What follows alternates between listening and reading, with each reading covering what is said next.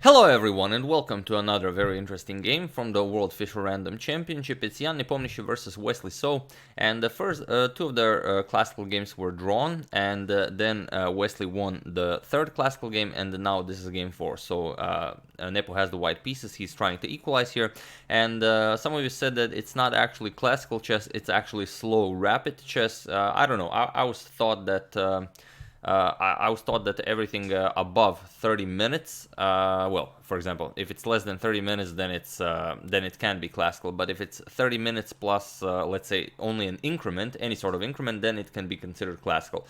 So this is 45 minutes plus you get additional 15 minutes after reaching time control move 40. I don't know. I would call this classical. So if this is indeed officially called slow rapid, I've never heard about it. But if it is, I guess we could call it slow rapid. But for the time being, I'm still going to refer to it as classical chess. So let's see how Nepo deals with him being down a game in the classical time format, as you get 3 points for a win in the classical section and 1.5 points for a draw. So you want to get as many points as you can in classical time format. So Nepo with the white pieces opens with f4, the same as Caruana did against Carlsen, if you remember in the previous video, f4, f5, and here Magnus went f6, but Wesley doesn't allow f5 by white, so f5 by Wesley. And as usual, we have a completely new game. We have c4 by Nepo, and now b6, preparing to fianchetto the light square bishop, b4 by Nepo, expanding further on the queen side, now preparing to fianchetto both bishops on the queen side, bishop to b7, and bishop to b3 now. Sorry about that. With ideas of maybe c5, opening up an attack against black's queen, so Wesley just takes care of that. Bishop to b2, now both of the bishops are nicely fianchettoed on the queen side, and g5. We have knight to g3, and here g captures on f4. Now Nepo doesn't recapture right away to allow something like queen g5 or bishop to g5 going after the rook, so knight to h5. With ideas of picking up this guy later, and now queen captures on g2. Nepo is giving up a lot of pawns in the opening for some rapid development, which is, well, Nepo is one of the more exciting players, elite players, and the Nepo playing Fischer Random, well, it's just bound to be interesting. We have castles queenside by Nepo, and now queen captures on g1. We have rook captures on g1, and now knight to g6. So Nepo already sacrificed 2 pawns, but his pieces are very active, and Wesley still has to figure out how to develop some of his pieces. We have rook d to f1, now preparing to recapture here, and now Wesley says, okay, I'm going to give you back the pawn, but I'm going to give you back the pawn if you ruin your pawn structure a bit further. So e captures on f3, and only now c5. We have knight to c2, Nepo brings the last piece into the game, and the bishop to e7. We have d4, now giving yet another pawn, so Wesley captures it. We have pawn captures on b4, and now d5. Further expanding in the center, hoping to open up files to go for the black king, and also blocking the bishop's diagonal. So we have queenside castles by Wesley, and now rook back to d1. We have bishop to c5, now attacking the rook here, putting a bishop to a much nicer diagonal, and now knight to f6. So what's the idea here?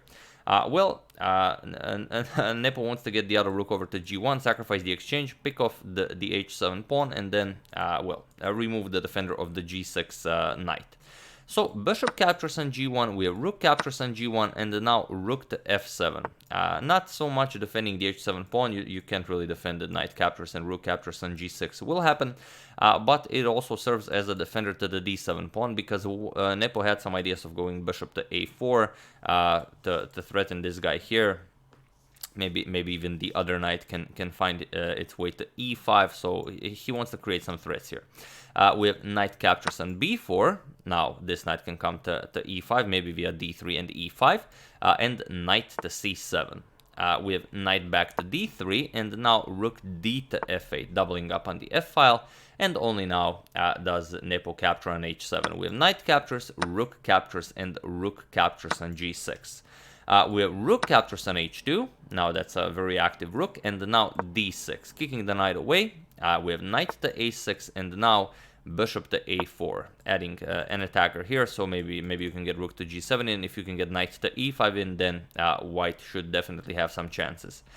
Rook back to h7 by Wesley, adding another defender to the d7 pawn. And now, knight e5 now isn't all that great. You don't have a way of organizing an attack here because knight c5 defends it nicely. Also, you will have to move your bishop back, so knight e5 does not work in this setup. So bishop to b5 by Nepo, and now comes knight to c5. All the same, we have knight captures on c5, b captures, and f4.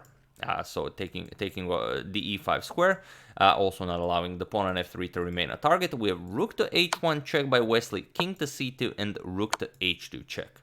We have king to b3, and now a6, pushing the bishop back. We have bishop to a4, and now bishop to e4, grabbing more space, maybe even hoping to trade material with bishop to c2 check, picking off the bishop on a4.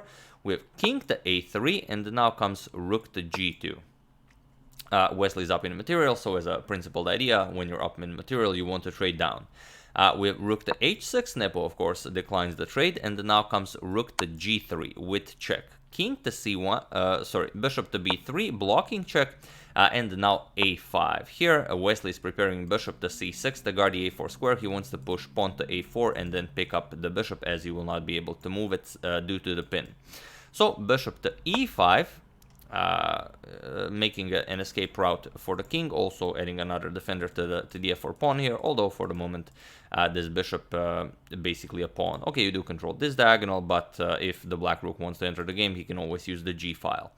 Bishop to c6, now again preparing a4 to win the bishop, king to b2, and here Wesley played rook to g2 with check, and it was in this position that Jan Nepomniachtchi resigned the game.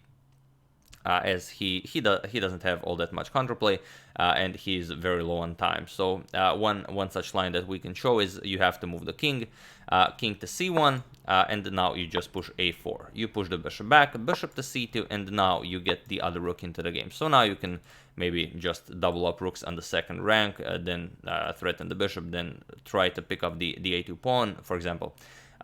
You could try rook to h8 with white to get rid of one of the rooks, and then try to counter the remaining rook with the bishop pair. But after rook captures, bishop captures, rook to f2. First you go after this pawn. Once white defends it, then you play a3.